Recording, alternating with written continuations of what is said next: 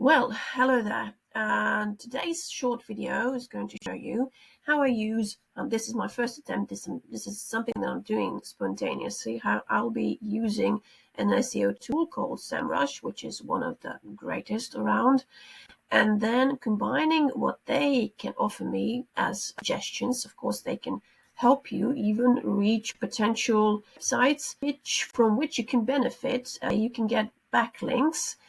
Of course, when I entered Semrush, I found 6 such prospects, one of which I'm now considering of contacting. And then what I did is let's just show you. I went to their site, and this is their site. It's WordStream, and they have been writing this article about how to drive traffic to your website content. I guess the keyword would be, if I look now in the extensions, let's look using now Ahrefs.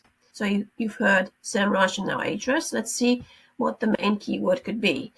It says in the title, it could be as the URL or as the main title of this article says, increase traffic, more website traffic, drive traffic to your website. So these could be the keywords of this article, and what's important is that they do not have any H1. Is that correct?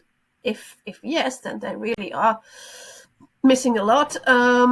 But as I've seen, there's a tool.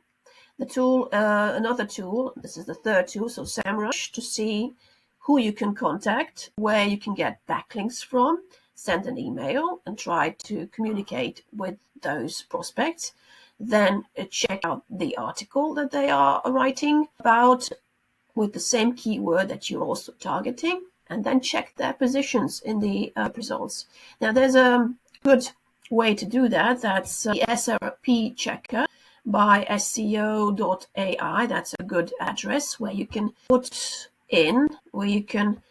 insert a keyword, and in this case it's increased traffic to website, and I'm using as country United States, and then it will give me best 100 results, the top 100 results for that keyword. And look, number 1 is exactly WordStream. So Semrush wants me to contact WordStream to offer them, I think I've got some 2 or 3 articles on my website, so to offer them either just a link to my website, so they can insert my website to inside their article. As you can see there, number 1, will they consider my query? Will they consider my question? Will they take it into consideration? That's another thing. I mean, they are at the moment ranking number 1 in the US. That's fresh. So they won't lose anything.